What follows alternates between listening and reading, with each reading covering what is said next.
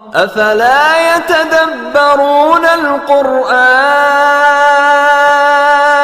ام على قلوب اقفالها. روشنی قرآن کی ہے، تازگی ایمان کی ہے، پختگی اے کان کی ہے، اور فلاح انسان کی ہے. اس کو ہے سینے سنبھالے، ذہن و دل پائے اجالے، ہے سبق اس کے نرالے، سنتے ہیں ایمان والے. خلاصۂ تفسیر قرآن.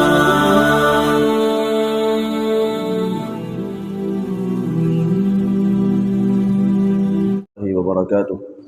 نحمده ونصلي ونسلم على رسوله الكريم اما بعد. یوسف علیہ السلام جب جیل سے نکل کر بادشاہ کے دربار میں آئے تو بادشاہ کے دل میں پہلے ہی یوسف علیہ السلام کا مقام و مرتبہ بہت زیادہ بن چکا تھا. ان کے حسن سیرت کی وجہ سے، ان کی اچھی عادات کی وجہ سے، کہ ایسا نوجوان جو اپنی جوانی کے اندر بھی اتنی خوبرو اور حسینہ کے کسی بھی دعوت میں نہیں آیا اور ان کے گناہ میں شریک نہیں ہوا، اور اس کے بدلے میں اس نے جیل کو ترجیح دی ہے، ایسا نوجوان واقعی لاقِ تحسین. تو اس بادشاہ کے دل میں پہلے ہی مقام و مرتبہ کافی زیادہ تھا. تو جو ہی یوسف علیہ السلام اس کے پاس آئے تو اس نے کہا ائتونی بہ استخلصہ لنفسی فلما کلمہ قال انک اليوم لدینا مکین امین. اس نے فوری آتے ساتھ کہہ دیا کہ آج کے بعد آپ ہماری بادشاہت میں شریک ہیں اور جو بھی آپ عہدہ لینا چاہتے ہیں آپ لے سکتے ہیں. تو یوسف علیہ السلام نے کہا اجعلنی علی خزائن الارض، مجھے آپ وزیر خزانہ بنا دیں. یہاں پہ کچھ یہ اعتراضات ہوتے ہیں. کچھ لوگ جب خود عہدہ مانگتے ہیں نا، تو جب ان سے کہا جاتا ہے کہ نبی صلی اللہ علیہ وسلم نے کہا ہے کہ جو بندہ خود عہدے کا متلاشی ہو یا خود عہدے کا دعویٰ کرے، اس بندے کو عہدہ نہیں دینا چاہیے، کیونکہ وہ بندہ اس عہدے کا نااہل ہوتا ہے. یہ نبی اسلام کے حدیث ہے کہ جو عہدہ خود طلب کرے اس کو عہدہ نہیں دینا. تو کچھ لوگ پھر یہ آیت دلیل کے طور پر پیش کرتے ہیں کہ یوسف علیہ السلام نے بھی تو عہدہ مانگا تھا نا، انہوں نے کہا تھا کہ مجھے وزیر خزانہ بنا دو، تو کیا ہم نہیں مانگ سکتے؟ حالانکہ یوسف علیہ السلام نے عہدہ مانگا نہیں، بادشاہ نے خود دیا ہے.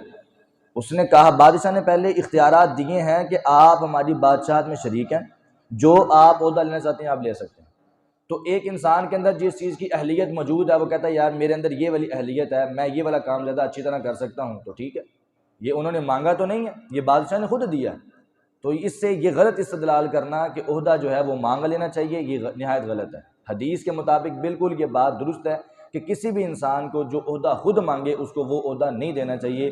نبی علیہ السلام نے فرمایا کہ جب اس طرح بندہ کرتا ہے تو وہ پھر بندہ اس عہدے کے سپرد کر دیا جاتا ہے، پھر اس کی اللہ تعالیٰ کی طرف سے مدد کوئی نہیں ہوتی. اس وجہ سے ہم بھی ایسا کریں کہ اب کوئی بھی عہدہ خود نہ مانگے، اگر کسی طرف سے مل جاتا ہے تو ٹھیک، ورنہ خود مطالبہ نہیں کرنا چاہیے. تو یوسف علیہ السلام نے جب یہ مطالبہ کیا تو باقی اس کے بعد سارے معاملات جتنے بھی وہ تھے گندم کو جمع کرنے کے، اور اس کے بعد قحط سالی میں گندم کو جو ہے نا وہ دینے کے دوسرے ملکوں کو، دوسرے شہروں کو، تو یہ سارے معاملات یوسف علیہ السلام کے سپرد ہو گئے. تو عنقریب ایسا ہوا کہ یوسف علیہ السلام کے بھائی بھی آ گئے، چونکہ قحط سالی جب آئی تو پھر ارد گرد کے سارے ممالک بھی جو قحط سالی کا شکار ہوئے تو ان کا بھی جب غلہ ختم ہوا تو وہ بھی مصر کی طرف ہی آئے. مصر میں آئے یوسف علیہ السلام نے تو ان کو پہچان لیا اپنے بھائیوں کو، لیکن وہ نہ پہچان سکے. اللہ تعالیٰ کہتے ہیں فَعَرَفَهُمْ وَهُمْ لَهُ مُنْكِرُونَ. یوسف علیہ السلام نے دیکھتے ہی ان کو پہچان لیا کہ یہ میرے بھائی ہیں، لیکن وہ نہیں پہچان سکے. یوسف علیہ السلام نے جب نا ان کو بلایا اور کہا کہ ہاں بھئی ائتونی بِأَخٍ لَكُم مِّنْ أَبِيكُمْ أَلَا تَرَوْنَ أَنِّي أُوفِي الْكَيْلَ وَأَنَا خَيْرُ الْمُنزِلِينَ. ہر ایک فرد کا ایک اونٹ الگ ہوتا تھا جس کے اوپر وہ غلہ لے کے جاتا تھا. تو یوسف علیہ السلام نے پوچھا ہاں بھی تم کتنے بھائی ہو اور تمہارے گھر میں کتنے افراد ہیں؟ تو بتایا کہ ہم جو ہے نا ہمارا ایک اور بھائی ہے، وہ ہمارے باپ کے پاس ہے، اور اس کے علاوہ ہم یہ والی بس 10 بھائی ہیں. جب یہ بتایا گیا تو یوسف علیہ السلام نے اپنے سکے بھائی کا، یعنی جو بھائی ساتھ نہیں آیا تھا، اس کا بھی غلہ دے دیا کہ یہ لو اس کا بھی لے جاؤ، وہ گھر باپ کے پاس نہیں آ سکا، لیکن آئندہ سے اس کو لازمی ساتھ لے کے آنا ورنہ غلہ نہیں ملے گا. تو بڑے خوش ہوئے کہ ہمیں ہمارے بھائی کا غلہ جو ہے نا وہ فری میں مل گیا ہے، تو بڑے خوش ہوئے. تو کہنے لگے کہ آئندہ سے اگر تم اس کو ساتھ نہیں لاؤ گے اس کا حصہ بھی نہیں ملے گا اور تمہارا بھی نہیں ملے گا، اس کو ساتھ لے کے آنا. یہ لے کر چلے گئے تو یوسف علیہ السلام نے ان کو واپس بلوانے کے لیے ایک طریقہ اور استعمال کیا کہ انہی کے سامان میں ان کی جتنی بھی قیمت تھی وہ واپس رکھ دی، اور اس وجہ سے رکھی تھی تاکہ یہ واپس آ جائیں۔ اچھا وہ ان سے گناہ ہوا تھا کہ یوسف علیہ السلام کو انہوں نے کنویں میں ڈالا تھا، لیکن انبیاء کی اولاد نیک تھی، تقویٰ تھا، پرہیزگاری تھی کہ لوگوں کی ایمانت کی حفاظت کرتے تھے۔ جب یوسف علیہ السلام کو پتہ تھا کہ جب یہ دیکھیں گے نا کہ ہماری قیمت ہمارے پاس واپس آ گئی ہے تو قیمت واپس کرنے کے لیے ضرور آئیں گے، یہ ان کو یقین تھا کہ نبی کی اولاد ایمانت میں کبھی خیانت نہیں کرتی۔ تو واقعتاً ہی ایسا ہوا، جب وہ واپس گئے تو اپنے باپ کو کہنے لگے جا کے، ابا جی بہت ایماندار بادشاہ ہے، بہت نیک ہے، بہت تقویٰ والا ہے، بہت پرہیزگار ہے، اس نے ہمارے ساتھ اتنا اچھا سلوک کیا، ہمارے ساتھ ایسے، ہمارے چھوٹے بھائی کا بھی غلہ اس نے فری میں دے دیا ہے، اور اس نے ایک شرط لگائی ہے کہ آئندہ سے اگر تم اپنے بھائی کو ساتھ نہ لائے تو غلہ نہیں ملے گا۔ یعقوب علیہ السلام اور پریشان ہو گئے، تسی پہلے بھی ایک باری میرے نال ایویں مٹھیاں لائیاں سی تو ہن بھی تسی انج ہی کرن ڈے۔ پریشان ہوئے، کہنے لگے کہ میں اپنے بیٹے کو کبھی بھی تمہارے ساتھ نہیں بھیجوں گا، لن ارسلہ معکم، میں کبھی نہیں بھیجوں گا، تم لوگ بہانے بنا رہے ہو، پھر اس کو مجھ سے دور کرنے کے تم بہانے تلاش کر رہے ہو، میں کبھی نہیں ایسے بھیجوں گا۔ حتیٰ تؤتونی موثقا من اللہ، حتیٰ کہ تم مجھے اللہ تعالیٰ کی قسمیں کھاؤ، میرے سامنے بیٹھ کے اللہ تعالیٰ سے عہد کرو کہ تم اس کو لازمی واپس لے کر آؤ۔ اللہ تعالیٰ یعنی پہلے اللہ تعالیٰ کے سپرد نہیں کیا تھا، پہلے بھائیوں کے سپرد کر کے بھیجا تھا، اب کہنے لگے میں اللہ کے سپرد کروں گا اور اللہ تعالیٰ کی امان میں بھیجوں گا، اور تم اللہ کی قسمیں کھاؤ گے تو لے کر جاؤ گے، ورنہ تم نہیں لے کے جا سکتے۔ بھائیوں نے فوری قسمیں کھائیں ساری، اور کہنے لگے کہ ہم واپس لے کر آئیں گے، کیونکہ اس وقت ان کا کوئی ارادہ نہیں تھا، تو قسمیں کھا کے تو پورا عہد کیا کہ ہم اپنے بھائی کو واپس لے کر آئیں گے۔ تو یوسف علیہ السلام نے نا اپنے بھائیوں کو، اپنے بیٹوں کو نا ترکیب بتائی کہ بیٹا تم سارے کے سارے ماشاءاللہ نوجوان ہو، حسین ہو، خوبصورت ہو، تو ایک ہی دروازے سے داخل نہ ہونا۔ مجھے پتہ چلا ہے کہ مصر کے کئی دروازے ہیں، تو علیحدہ علیحدہ دروازوں سے داخل ہونا، یہ نہ ہو کہ اللہ تعالیٰ کی طرف سے کوئی معاملہ بن جائے، مطلب تمہیں سب کو اکٹھا دیکھ کر کہ شیطان میں کسی کے دل میں کوئی بات ڈالے تمہیں نظر لگ جائے۔ نظر بد بھی تو حقیقت ہے نا، وہ لگ جاتی ہوتی ہے، تو نظر بد کے بچاؤ کے لیے انسان کو تدابیر اختیار کرنی چاہیے۔ نظر بد کا لگ جانا حقیقت ہے، اور انسان یہ نہیں کہ بھئی اس کا جناب وہ کہے کہ بھئی میں بالکل ٹھیک ہوں، میں بالکل بھی نمازیں پڑھتا ہوں، روزے رکھتا ہوں، نیک پرہیزگار سارا کچھ، اور میں جناب مجھے کبھی نظر نہیں لگ سکتی۔ نظر لگ جاتی ہوتی ہے، چاہے انسان جتنا مرضی نیک ہو۔ آیت الکرسی کیا ورد یہ انسان کو نظر بد سے بچاتا ہے، اور ہمیشہ کسی بھی چیز کو دیکھیں جو آپ کو دیکھ کے اچھی لگ رہی ہے تو آپ ماشاء اللہ لا قوت الا باللہ پڑھیں، تاکہ وہ چیز آپ کی نظر بد سے بچ جائے۔ نظر بد کوئی یہ نہیں ہے کہ بھئی انسان واقعتاً ہی ارادے سے لگائے تو لگتی ہے، یہ خود بخود ہی لگ جاتی ہے۔ انسان جب اللہ تعالیٰ کی رضا بیچ میں شامل نہیں نہ کرتا، ماشاء اللہ نہیں کہتا، تو کسی بھی چیز کو نظر لگ سکتی ہے۔ اس وجہ سے جب بھی آپ کو ایسی چیز دیکھیں جس میں آپ کو خوشی ہوئی ہے یا آپ کو مطلب وہ اچھی لگی ہے، تو آپ فوری ماشاء اللہ لا قوت الا باللہ پڑھیں، تاکہ وہ چیز نظر بد سے بچ جائے۔ تو اس وجہ سے یعقوب علیہ السلام نے جب ان کو یہ کہا کہ آپ نے الگ الگ دروازوں سے داخل ہونا ہے، الگ الگ دروازوں سے داخل ہوئے گئے۔ یوسف علیہ السلام کے پاس جب پہنچے نا تو یوسف علیہ السلام نے نا کہا کہ تم سارے کے سارے بھائی جو ہے نا آپس میں دو دو ہو کے بیٹھ جاؤ۔ وہ آپس میں دو دو ہو کے بیٹھ جائے، کہنے لگے جی ایک بھائی بچ گیا جی، ان کے ایک کو میرے پاس بھیج دو۔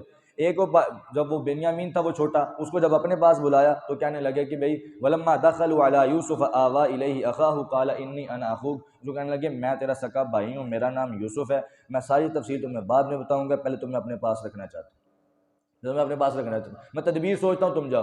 ان کو بھائیوں کے ساتھ بھیج دیا۔ بعد میں اللہ تعالیٰ کہتے ہیں ہم نے یوسف علیہ السلام کے دل میں بات ڈالی کہ آپ ایسے تدبیر اختیار کرو، اپنا جو وہ غلے والا پیمانہ تھا، ٹوپا جس کو کہتے تھے، جس سے گندم ماپتے تھے، وہ تم اپنے چھوٹے بھائی کے سامان میں رکھ دو، تو بعد میں اس کو پکڑ لینا۔ اللہ تعالیٰ نے خود تدبیر بتائی۔ تو یوسف علیہ السلام نے ایسے کیا، بھائی جو ہے نا وہ لے کر چلے گئے۔ راستے میں وہ پھر وزیروں مشیروں نے آواز دی کہ ہماری چیز گم ہو گئی ہے، اونچی اونچی آواز سے کہنے لگے نفقد صواع الملک ولمن جاء به حمل بعیر وانا به زعیم، او قافلے والو رکو رکو رکو، تمہارے اندر ایک چور ہے، اور ہمارے بادشاہ کا جو وہ غلے والا پیمانہ ہے وہ چوری ہوا ہے، ہم ضمانت دیتے ہیں جو بندہ وہ پیمانہ واپس کر دے گا ہم اس کو پورا ایک اونٹ گندم سے لدا ہوا دے دیں گے، پیمانہ واپس کر دو۔ خود بخود ہی کہنے لگے ہم تو ایسے نہیں ہیں، تاللہ لقد علمتم ما جئنا لنفسد فی الارض، تم لوگ جانتے ہو اللہ کی قسم ہم چوری کرنے کے لیے تو نہیں آئے، نہ ہی ہم فساد کرنے کے لیے آئے ہیں، آپ لوگوں کو پتہ ہے۔ مفسرین نے یہاں پہ لکھا ہے کہ وہ لوگ جو تھے نا، یہ جو کہتے ہیں کہ ہم چوری کرنے کے لیے نہیں آئے، آپ کو پتہ ہے باقی جو لوگ تھے نا وہ جب اپنے اونٹ لے کر آتے تھے نا تو اپنا حصے والا غلہ بھی لے جاتے، اور جو گندم نیچے گر جاتی وہ ان کے اونٹ کھا لیتے تھے، جو ڈالتے ہوئے گندم نیچے گرتی ہے نا تو بسا اوقات وہ ان کے اونٹ جو ہے نا وہ گندم کھا لیتے تھے، تو انہوں نے اپنے اونٹوں کے منہ بھی باندھے ہوئے تھے تاکہ اضافی گندم نہ کھائیں. یعنی کہ اتنے ایماندار تھے، جو گندم ہمیں ملی ہے صرف وہی ہم لے کر جائیں، ہمارے اونٹ اضافی گندم نہ کھائیں. اور ہمارے یہاں بھی ایسے ہی ہے، ہماری حالت بھی کچھ ایسی ہی ہو چکی ہے کہ جو مرضی ہم دکان پہ جاتے ہیں نا کوئی چیز لینے کے لیے، چیز ہم نے بعد میں لیتی ہے، پہلے اس کا پاؤ حصہ ہم نے پہلے کھانا ہوتا ہے، چیک کرنا ہوتی ہے اسی چیز پاویں لینی ہوئے نہ ہوئے، لیکن ہم نے اس کا وہ پہلے اس کی ریڈی میں سے نا اچھی طرح کھا کے اچھی طرح اس کا ذائقہ چکھ کے پھر ہم نے جناب اس کو بتانا ہوتا ہے مینوں پائیا دے دے، پائیا کھا لی تو پائیا نہ لے لی. تو یہ بہت ہی گندا طریقہ ہے، بہت ہی غلط طریقہ ہے. تو یوسف علیہ السلام کے بھائیوں نے بھی ایسے کیا ہوتا کہ اپنے اونٹوں کے منہ باندھے ہوئے تھے کہ کہیں یہ نیچے سے کھانا لیں، صرف اتنی چیز لیں جتنی ہم نے اپنی رقم ادا کی ہے.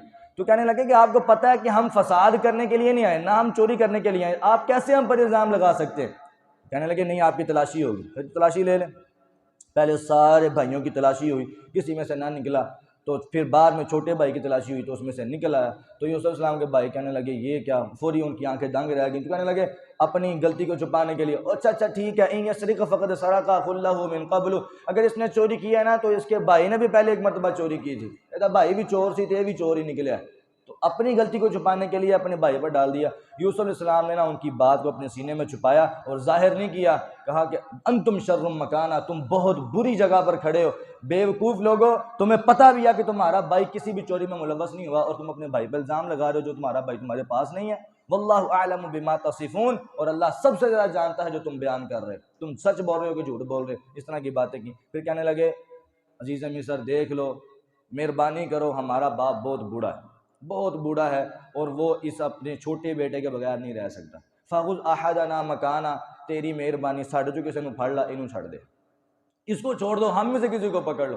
انا نراک من المحسنین، تو بڑا نیک بندہ ہے، متقی پرہیزگار ہے، تیری مہربانی ساڈے جو پھڑ. جب اس طرح منت کی، کہنے لگے معاذ اللہ کی پناہ، ان ناخذ الا ما وجدنا متاعنا عنده، میں اس کو کیوں پکڑوں جس سے میرا سامان ہی برآمد نہیں ہوا، میں اس کو پکڑوں گا جس سے میرا سامان برآمد ہوا ہے. ایک بندے نے چوری کی ہی نہیں ہے تو میں اس کو کیسے پکڑ لوں، سزا اس کو کیسے دے سکتا ہوں؟ ایسے نہیں ہو سکتا، چلو چلے جاؤ یہاں سے. انا اذا لظالمون، اگر میں ایسے کروں گا تو میں تو ظالم ہو جاؤں گا.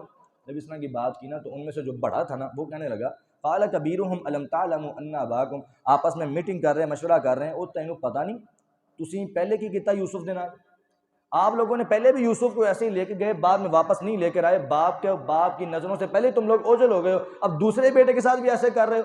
تم دوسرے بیٹے کے بغیر جاؤ گے، باپ اور ناراض ہو جائے گا، تمہاری ویلیو اور گر جائے گی. یہ تم کیا کر رہے ہو؟ آپس میں میٹنگ کر. پھر کہنے لگے جاؤ جا کے بابا کو بتاؤ، یا ابانا ان ابنک سرق، آپ کے بیٹے نے چوری کی ہے. اور ہم اکیلے نہیں یہ بات کہہ رہے، جو دوسرے قافلے والے ساتھ آئے تھے ان سے پوچھ لیں، انہوں نے بھی دیکھا کہ آپ کے بیٹے نے چوری کی. اچھا یہاں پہ ایک بات جو غور کریں، جب لے کے جا رہے تھے تو کہہ رہے تھے ارسل معنا اخانا، ہمارے بھائی کو ہمارے ساتھ بھیج دیں. لیکن جب چوری بتانے کی باری آ رہی ہے تو ان نبنا کا سرقہ، تیرے بیٹے نے چوری کی. جب لے کے جانا تھا تو ہمارا بھائی تھا، تو جب چوری کا بتانا تو تیرا بیٹا. یہ ہمارے ہاں بھی ایسے ہوتا ہے، جب کسی کی کوئی خوبی بتانی ہو تو اپنا تعلق بتاتے ہیں، جب کسی کی برائی بیان کرنی ہو تو کسے دا تعلق دسی دے، تیرا ہی ہے، تیرا کچھ لگ دے، تیرا نال دے، تیرے نال. یہ ساری باتیں ہمارے اندر بھی موجود، حالانکہ یہ طریقہ کار نہایت غلط ہے، نہایت غلط طریقہ کار ہے. کوئی بھی ہو انسان اپنے ساتھ تعلق تو نہ توڑے کسی کا. تو ان کے بھائیوں نے بھی ایسے کیا. کہنے لگے کہ ہم صرف ہم نہیں جانتے، قافلے والوں سے بھی پوچھتے ہیں، ان کو بھی یہی پتہ ہے. قافلے والوں نے بتایا کہ واقعتاً نہیں ایسا ہوا ہے، ہم نے بھی دیکھا ہے. تو یعقوب علیہ السلام کہنے لگے نہیں، میرا بیٹا کبھی چوری نہیں کر سکتا، میں نے اپنے بیٹوں کو کبھی بھی چوری کی تربیت نہیں دی ہے. بل سولت لکم انفسکم امرا، یہ بھی معاملہ تم نے اپنی طرف سے بنایا ہے. فصبر جمیل، بس یہاں بھی میں یہی کہہ سکتا ہوں کہ میں اللہ تعالیٰ کی طرف سے صبر والا معاملہ کرتا ہوں، صبر ہی میرے لیے نہایت مناسب ہے. عسى اللہ ان یأتینی بہم جمیعا، امید ہے انشاءاللہ کہ اللہ ان سب کو، یوسف کو بھی اور اس کے بھائی کو بھی میرے پاس جلدی لے آئے گا. اچھا چھوٹے بیٹے کے جانے کے بعد یعقوب علیہ السلام اور زیادہ رونے لگے، اور زیادہ پریشان ہو گئے، حتیٰ کہ قرآن کہتا ہے کہ ان کی آنکھیں سفید ہو گئیں. وَبِيَضَّتْ عَيْنَاهُ، بینائی بالکل ہی ختم ہو گئی، پہلے تھوڑا بہت نظر آتا تھا وہ بھی ختم ہو گیا.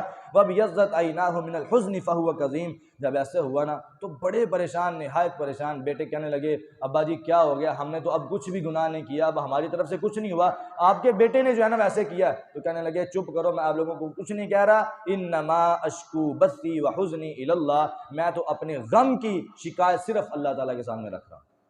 یہ ایک متقی اور نیک انسان کی نشانی ہے کہ جب بھی کوئی مصیبت آئے نا تو دوسروں کو بتانے کی بجائے اللہ کو بتایا کریں، کسی کو بھی بتانے کی بجائے اللہ کو بتائیں، ایسی جگہ پہ بتائیں جہاں پہ آپ کا معاملہ حل ہونے والا ہے، آپ کی مصیبت دور ہونے والی ہے، آپ کی مشکلات حل ہونے والی ہیں۔ اگر اللہ کے علاوہ غیر اللہ کو بتائیں گے تو کوئی بھی فائدہ ہونے والا نہیں، آپ کی مشکل کوئی بھی دور نہیں کرے گا، کوئی بھی اتنا کوئی نہ وہ ویلا نہیں ہے کہ اپنی مشکلات کو چھوڑ کے آپ کی دور کرنا شروع کر دے سوائے اللہ کے۔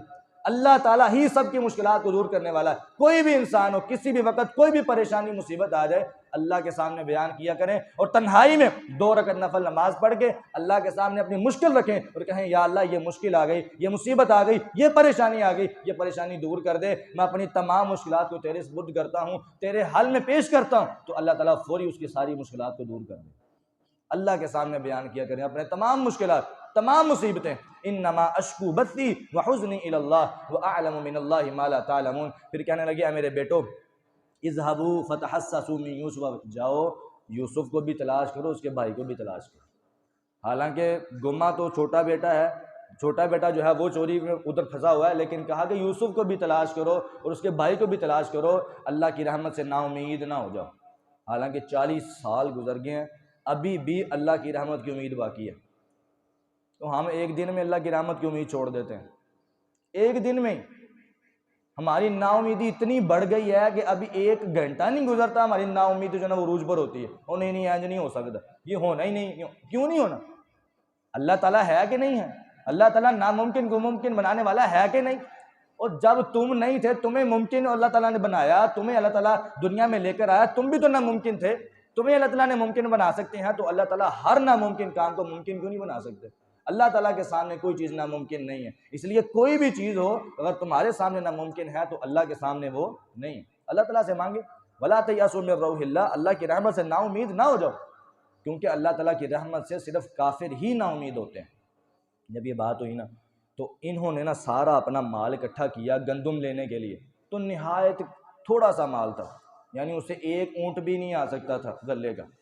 بڑے پریشان ہوئے اس مرتبہ کیا کریں گے، پھر سارے اکٹھے ہو کے نا اپنا جتنا تھوڑا بہت مال تھا نا ردی، وہ ساری اکٹھے کر کے بادشاہ کے پاس کہنے لگے یا ایھا العزیز مسنا واہلنا الضر وجئنا ببضاعۃ مزجاۃ۔ یہ جو حالت تھی نا، یہ وہ حالت تھی جس کا اللہ تعالیٰ نے سب سے پہلے بتا دیا تھا اس وقت جب یوسف السلام کنویں میں تھے۔ کہا تھا نا کہ ایک وقت آئے گا کہ تم ان کو ان کے معاملے کی خبر دو گے۔ یہ وہ حالت ان کی بن گئی اب کہ اب انتہائی غریب، اب ذرہ برابر بھی مال نہیں ہے گندم خریدنے کے لیے اور جا رہے ہیں مانگنے کے لیے۔ یوسف السلام کے پاس گئے، اے عزیز مصر ہمیں بہت زیادہ تکلیف پہنچی ہے اور ہمارے پاس تھوڑا سا مال ہے اور وہ بھی ردی سا ہے، اس سے گندم 1 اونٹ بھی نہیں آ سکتی، لیکن مہربانی کر اس مرتبہ غلہ دے دے، اگلی مرتبہ ہم پیسے اکٹھے کر کے لے آئیں اور فتصدق علینا، ہم پر صدقہ کر، ان اللہ یرزق المتصدقین، اللہ تعالیٰ صدقے کرنے والوں کو بڑی اچھی جزا دیتا ہے۔ جب یہ بات ہوئی نا تو یوسف علیہ السلام سے یہ حالت نہیں دیکھی گئی، اب بس ہو گئی، کہا کہ اب اپنے آپ کو ظاہر کرنا ہی پڑے گا، اب بس ہو گئی، بالکل بھی برداشت نہیں ہوئی۔ کہا میرے ابا، میرے گھر والے، میرے سارے خاندان والے اتنے پریشان اور میں ابھی بھی اپنے آپ کو ظاہر نہ کروں۔ کہنے لگے هل علمتم ما فعلتم بيوسف واخيه اذ انتم جاہلون، جب تم بے خبر تھے، جب تم بے سمجھ تھے، تم ناسمجھ تھے، بے عقل تھے، تب تمہیں پتہ تم نے یوسف کے ساتھ کیا کیا؟ پتہ تمہیں؟ وہ کہنے لگے یہ تو یوسف کا معاملہ ہی ایسا ہے کہ یہاں ہمیں پتہ ہے، یہاں ہمارے باپ کو پتہ ہے، اس کو کیسے پتہ چلا؟ کہنے لگے اِنَّكَ لَأَنْتَ یوسف، کیا تو یوسف ہے؟ تو ہی ہمیں یوسف لگتا ہے کیونکہ کسی اور کو پتہ نہیں ہے یہ معاملہ۔ کہنے لگے ہاں انا یوسف وہذا اخی، میں یوسف ہوں اور یہ میرا بھائی۔ ہم دونوں نے اللہ تعالیٰ کے سامنے تقوی اختیار کیا، اِنَّهُ مَن يَتَّقِ وَيَصْبِرْ فَإِنَّ اللَّهَ لَا يُضِيعُ أَجْرَ الْمُحْسِنِينَ۔ اس آیت میں سورہ یوسف کا خلاصہ ہے، کہا اِنَّهُ مَن يَتَّقِ وَيَصْبِرْ، جو بندہ بھی تقوی اختیار کرے اور صبر کرے ساری مشکلات پہ، ان اللہ لا یضیع اجر المحسنین، تو اللہ تعالیٰ کبھی بھی نیکی کرنے والوں کے اجر کو ضائع نہیں کرتا۔ جو بندہ بھی تقوی اختیار کرے، تقوی گناہوں سے بچنا، یوسف علیہ السلام گناہوں سے بچے، عورت نے گناہ کی دعوت دی، وہاں سے بچ کے جیل کو قبول کیا، مشکلات کو قبول کیا، مصیبتوں کو قبول کیا، تقوی اختیار کیا اور ساری مشکلات میں صبر بھی کیا۔ اس سے بڑا صبر کیا ہو سکتا ہے کہ کنویں میں پھینکے گئے بھائیوں نے ظلم کیا پھر بھی صبر کیا، جیل میں تکالیف آئیں پھر بھی صبر کیا، ہر معاملے پہ ہر تکلیف پہ صبر کرنے کے بعد اللہ نے مقام و مرتبہ اتنا دیا، کہا ان اللہ لا یضیع اجر المحسنین، اللہ نیکی کرنے والوں کے اجر کو ضائع نہیں کرتا۔ یہ سورہ یوسف کا خلاصہ پورا۔ تو بھائی کہنے لگے تاللہ لقد آثرک اللہ علینا، اے یوسف اللہ کی قسم اللہ نے تمہیں ہم پر فضیلت دی، اللہ نے تمہیں ہم پر درجہ دیا ہے، مرتبہ دیا، مقام دیا، عزت دی ہے۔ وَإِن كُنَّا الْخَاطِئِينَ، ہم غلطی پر تھے، ہم سے بہت بڑی غلطی ہو گئی۔ یوسف السلام کہنے لگے کوئی بات نہیں، لا تثریب علیکم اليوم، تم پر کوئی ملامت نہیں ہے، یغفر اللہ لکم، اللہ ہی تمہیں معاف کرے گا، وہو ارحم الراحمین، اور وہ بہت زیادہ تمام رحم کرنے والوں سے سب سے زیادہ رحم کرنے والا ہے۔ تم ایسا کرو میری قمیض کو لے جاؤ اور میری قمیض کو جا کے والد صاحب کے یعقوب علیہ السلام کے چہرے پہ ڈالو، انشاءاللہ ان کی بینائی واپس آ جائے گی۔ فَأَلْقُوهُ عَلَىٰ وَجْهِهِ بِيَأْتِ بَصِيرًا وَأْتُونِي بِأَهْلِكُمْ أَجْمَعِينَ، اور تم سارے کے سارے مل کے نا میرے پاس آ جاؤ۔ جب اس طرح کی بات ہوئی نا تو ادھر سے وہ نکلے قمیض لے کر، ادھر سے یعقوب علیہ السلام کہنا شروع ہو گئے کہ فَلَمَّا أَن جَاءَ الْبَشِيرُ أَلْقَاهُ عَلَىٰ وَجْهِهِ فَارْتَدَّ بَصِيرًا، کہنے لگے إِنِّي لَأَجِدُ رِيحَ یوسف، مجھے نا یوسف کی خوشبو آ رہی ہے۔ 40 سال کے بعد جو بندہ یہ کہے مجھے یوسف کی خوشبو آ رہی ہے، تو گھر والے کہنے لگے تاللہ إِنَّكَ لَفِي ضَلَالِكَ الْقَدِيمِ، 40 سال کے بعد آپ کو یوسف کی خوشبو آ رہی ہے؟ وہ مر کھپ گیا پتہ نہیں کدھر وہ جناب پہنچا ہوا ہے اور آپ کو ابھی بھی اس کی خوشبو آ رہی ہے۔ آپ واقعتاً نعوذ باللہ ثم نعوذ باللہ دیوانے ہو گئے، آپ کو کچھ نہیں پتہ چلتا۔ جب اس طرح کی بات ہوئی تو فلما ان جاء البشیر، وہ جو خوشخبری لینے والے، وہ جو خوشخبری دینے والے جب آئے، انہوں نے آ کے کرتا ڈالا تو کہنے لگے الم اقل لکم، جب بینائی آئی نا واپس تو پھر گھر والوں کہنے لگے کیا میں تمہیں کہا نہیں تھا کہ مجھے یوسف کی خوشبو آ رہی ہے؟ انی اعلم من اللہ ما لا تعلمون، میں اللہ تعالیٰ سے ایسے باتیں جانتا ہوں جو تم نہیں جانتے، میں نبی ہوں مجھے پتہ چل جاتا ہے۔ تو فوری بیٹے کہنے لگے یا ابانا استغفر لنا ذنوبنا، ابا جی ہمارے لیے دعا کریں اللہ ہمارے گناہ کو معاف کر دے، ہم بہت زیادہ خطا کرنے والے تھے، ہم غلطی پر تھے۔ تو فوری یعقوب علیہ السلام کہنے لگے سوف استغفر لکم ربی، میں ضرور تمہارے لیے دعا کروں گا۔ مفسرین نے لکھا ہے انہوں نے یہ کہا تھا کہ میں تہجد کے ٹائم تمہارے لیے دعا کروں گا اور انشاءاللہ اللہ تعالیٰ تمہیں معاف کر دے، کیونکہ وہ بہت بڑا غفور الرحیم۔ یوسف علیہ السلام نے ان کو بلایا، یعقوب علیہ السلام اور سارے خاندان مصر میں پہنچا۔ مصر میں جب پہنچے تو فوری جا کے نا وہ خواب پورا ہوا جو تھا سجدہ کرنے والا، تو یہ سجدہ تعظیمی تھا، ماں باپ نے بھی سجدہ کیا، سارے بھائیوں نے بھی سجدہ کیا یوسف علیہ السلام کو۔ سجدہ تعظیمی، سجدے کی 2 قسمیں ہوتی ہیں، سجدہ عبادت، سجدہ تعظیمی۔ ایک سجدہ تو عبادت کے لیے کیا جاتا ہے اور ایک وہ سجدہ جو کسی کی عزت و اکرام کے لیے کیا جاتا ہے۔ سجدہ عبادت اس وقت بھی صرف اللہ تعالیٰ کے ساتھ خاص تھا، اور جو سجدہ تعظیمی تھا کسی کی عزت کرنے والا سجدہ وہ پہلی امتوں میں جائز تھا، ہماری امتوں میں وہ بھی جو ہے نا وہ حرام کر دیا گیا۔ نبی صلی اللہ علیہ وسلم نے فرمایا اگر سجدہ کسی بھی طرح کا کسی اور کے لیے جائز ہوتا اللہ کے علاوہ تو میں بیوی کو کہتا کہ وہ اپنے خامند کو سجدہ کرے، اس لیے بیوی بھی خامند کو سجدہ نہیں کر سکتی اور کوئی بھی کسی کے لیے سجدہ نہیں کر سکتا۔ سجدہ تعظیمی ہو، سجدہ عبادت ہو، صرف اللہ کے لیے خاص، صرف اللہ کے لیے خاص۔ اچھا جب یہ بات ہوئی نا تو فوری یوسف علیہ السلام کو نا اپنا خواب یاد آیا پرانا، اور کہنے لگے یا اللہ ربی قد آتیتنی من الملک۔ جب انسان اپنی عزت دیکھے نا کہ میری یہاں پہ کتنی عزت ہو رہی ہے، یوسف علیہ السلام کی کتنی عزت تھی اپنے کنبے قبیلے میں، پورے مصر میں، تو کہنے لگے یا اللہ میری کوئی بڑائی نہیں، قد آتیتنی من الملک، کی بادشاہت تو نے مجھے دی، میں اپنی طرف سے کچھ نہیں۔ وقت کے پیغمبر ہیں، نبی ہیں، باپ بھی نبی ہے، خود بھی نبی ہیں اور پردادے بھی نبی، لیکن کیا کہہ رہے ہیں آتیتنی من الملک، کی بڑائی والا بزرگی والا کوئی جملہ نہیں ہے، یا اللہ میں کچھ بھی نہیں ہوں، بادشاہت تو نے مجھے دی۔ وعلمتنی من تعویل الاحادیث، تو نے ہی مجھے علم سکھایا، میں خود کچھ نہیں جانتا تھا۔ فاطر السماوات والارض، یا اللہ اے آسمان و زمینوں کو بنانے والے، انت ولی فی الدنیا والآخرہ، تو ہی میرا دوست ہے، تو ہی میرا ولی ہے، دنیا میں بھی اور آخرت میں ہی۔ ایک ہی ریکویسٹ ہے، ایک ہی درخواست ہے میری، توفنی مسلما والحقنی بالصالحین، یا اللہ اگر مجھے موت آئے تو اسلام کی حالت میں آئے۔ وقت کا پیغمبر ہو اور یہ دعا کرے کہ یا اللہ مجھے موت اسلام کی حالت میں آئے، تو ہم کس بات کی مولی؟ آج ہم اپنی نیکیوں پہ فخر کرتے ہیں، تکبر کرتے ہیں، اور میں نہ نیک ہاں، مینوں کدی موت دوسری آ ہی نہیں سکتی، مجھے جناب موت آئے گی تو نیکی والی آئے گی، میں جناب نماز پڑھتا جاواں گا جنت، ایسی کوئی بات نہیں۔ دعا انسان کو لازمی کرنی چاہیے، توفنی مسلما والحقنی بالصالحین، یا اللہ میری ساری نیکیوں کو قبول کر کے میری آخرت میں میرا خاتمہ بھی ایمان پہ کرنا، یہ نہ ہو کہ میری ساری زندگی تو نیکیوں پہ گزرے اور خاتمے کے وقت میں کفر کا جملہ بول دوں۔ توفنی مسلما، یا اللہ خاتمہ ایمان پہ کرنا، والحقنی بالصالحین، اور مجھے نیک لوگوں کے ساتھ شامل کر دے۔ جب یہ بات ہوئی نا تو اللہ تعالیٰ نے یہ سارا واقعہ بیان کر کے اپنے نبی علیہ السلام سے کہا، اے میرے نبی ذالک من انباء الغیب، یہ ساری غیب کی خبریں ہیں، نوحیہ الیک، یہ ہم نے آپ کو بتائیں، یہ ساری غیب کی خبریں ہم نے آپ کو بتائی ہیں۔ ما کنت لدیہم اذ اجمعوا امرہم، آپ ان کے پاس نہیں تھے جب وہ سارے بھائیوں نے بیٹھ کے معاملہ طے کیا تھا اور وہ یوسف علیہ السلام کے بارے میں تدبیر کر رہے تھے۔ کیا مطلب کہ اے نبی آپ غیب نہیں جانتے، آپ حاضر و ناظر نہیں ہیں، آپ اس وقت وہاں پہ موجود نہیں تھے جب یوسف علیہ السلام کے بھائیوں نے یہ تدبیر کی۔ یہ ساری باتیں سینکڑوں سال پہلے کا واقعہ، یہ ہم نے آپ کو بتایا، آپ نہیں جانتے تھے۔ جب اللہ تعالیٰ یہ کہہ رہے ہیں تو ہمارا عقیدہ کیا ہے؟ نبی اسلام عالم الغیب ہے، نبی اسلام حاضر و ناظر ہیں، یہاں بھی موجود ہیں وہاں بھی موجود ہیں، نبی اسلام قبر میں پیش کیے جاتے ہیں، نعوذ باللہ من ذالک، اور جب مردہ قبر میں جاتا ہے تو اللہ کے نبی وہاں پہ پیش کیے جاتے ہیں۔ اتنا ظالمانہ عقیدہ! کیا مرشد کو پیش کیا جاتا ہے یا مرید کو مرشد کے پاس بھیجا جاتا ہے؟ یہاں پہ جناب نبی علیہ السلام کو بھیجا جا رہا ہے، نعوذ باللہ، یہ گستاخی ہے کہ شان ہے؟ اللہ کے نبی علیہ السلام کیسے قبر میں آ سکتے ہیں؟ کہا کہ نبی علیہ السلام نے، نبی علیہ السلام حاضر ناظر نہیں، نہ ہی نبی علیہ السلام عالم الغیب۔ قرآن نے بارہا مرتبہ اس عقیدے کو بیان کیا۔ 13ویں پارے میں اللہ تعالیٰ نے سورہ رعد کا آگے آغاز کیا ہے۔ سورہ رعد میں یہ رعد نا اس فرشتے کو کہتے ہیں جو فرشتہ بادلوں کو ہانک کر لے کے جاتا ہے، وہ بارش کے لیے بادلوں کو ہانکتا ہے، اس کو رعد کہتے ہیں۔ اس فرشتے کا اس صورت میں تذکرہ ہے، اس وجہ سے اس کو سورۃ الرعد کہتے ہیں۔ اس کے اندر اللہ تعالیٰ نے مین چیز جو ہے نا وہ صلہ رحمی کو بیان کیا ہے۔ اللہ تعالیٰ کہتے ہیں مومنوں کی، جنتیوں کی، ایمان والوں کی نشانی یہ ہے کہ وہ صلہ رحمی کرتے ہیں، رشتہ داری کو ملاتے ہیں۔ یہ بات ذرا غور کر لیں، صلہ رحمی یہ نہایت ضروری۔ اللہ تعالیٰ نے جب رشتہ داری کو پیدا کیا نا، رحم کو، رشتہ داری کو پیدا کیا، تو رشتہ داری قامت الرحم تحت العرش، عرش کے نیچے کھڑی ہو گئی، چمٹ گئی۔ اللہ تعالیٰ نے کہا نیچے زمین پہ کیوں نہیں جاتی؟ کہنے لگی ھذا مقام العائد بک من القطیعہ، یا اللہ مجھے ڈر لگتا ہے کہ میں زمین پر جاؤں گی، مجھے کاٹ دیا جائے گا، توڑ دیا جائے گا، رشتہ داری کو کاٹ دیا جائے گا، یا اللہ میں اس وجہ سے زمین پر نہیں جا رہی۔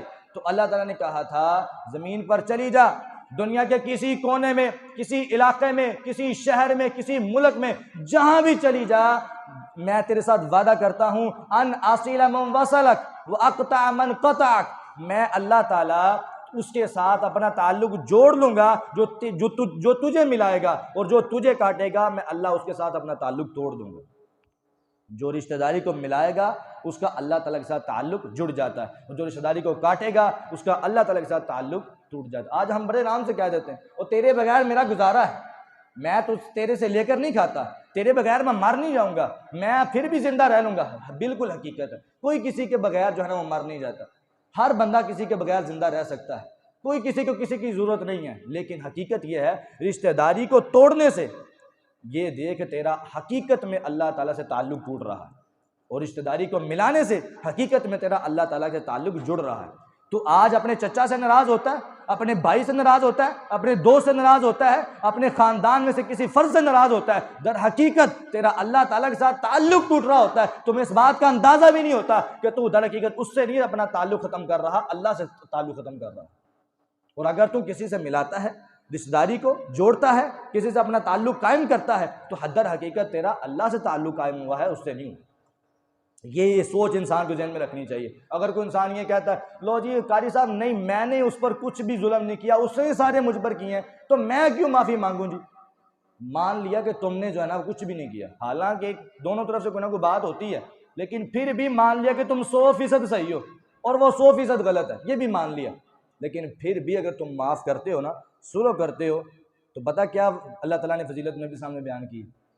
پتہ ہے کیا بیان کی؟ فرمایا انا زعیم ببیت فی ربض الجنہ، جنت کے درمیان میں وسط میں اس بندے کو جنت کے بہت بڑے محل کی بشارت دیتا ہوں، جو بندہ من ترک المراء وان کان محقا، حق پر ہونے کے باوجود، سچا ہونے کے باوجود جھگڑے کو چھوڑ دیتا ہے، اپنے مسلمان بھائی سے راضی ہو جاتا ہے، اپنے مسلمان بھائی سے صلح کر لیتا ہے، تو پوری دنیا، عرب بھی عجم بھی، امریکہ بھی افریقہ بھی، پہاڑ بھی دریا بھی، سمندر بھی صحرا بھی، پوری دنیا ایک طرف ہو تو جنت کا محل مقابلہ ہو سکتا ہے؟ کبھی نہیں ہو سکتا۔ آپ نے فرمایا میں اس بندے کو جنت کے محل کی بشارت دیتا ہوں جو بندہ حق پر ہونے کے باوجود جھگڑا چھوڑ دے، سچ پر ہونے کے باوجود جھگڑا چھوڑ دے، مسلمان بھائی سے راضی ہو جائے، صلح کر لے، رشتہ داری کو جوڑ لے۔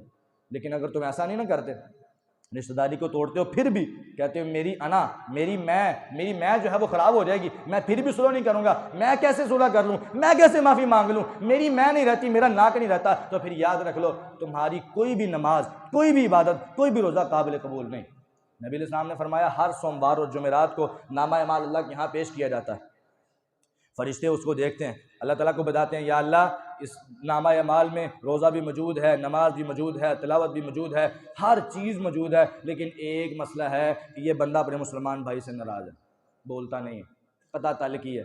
تو اللہ تعالیٰ فرماتے ہیں انظروا حتی یصطلحا، انظروا حتی یصطلحا، لے جاؤ غور کرو، جب اگر یہ دونوں 3 دن کے اندر صلح کر لیں، راضی ہو جائیں، آپس میں ایک دوسرے کو معاف کر دیں اور صلح کر لیں، تو آئندہ سوموار یا جمعرات کو ان کا نامہ اعمال میرے پاس لے آنا۔ اگر یہ راضی نہ ہوں، صلح نہ کریں، تو ان کا نامہ اعمال میرے پاس لانے کی ضرورت ہی نہیں، اللہ قبول ہی نہیں فرماتے۔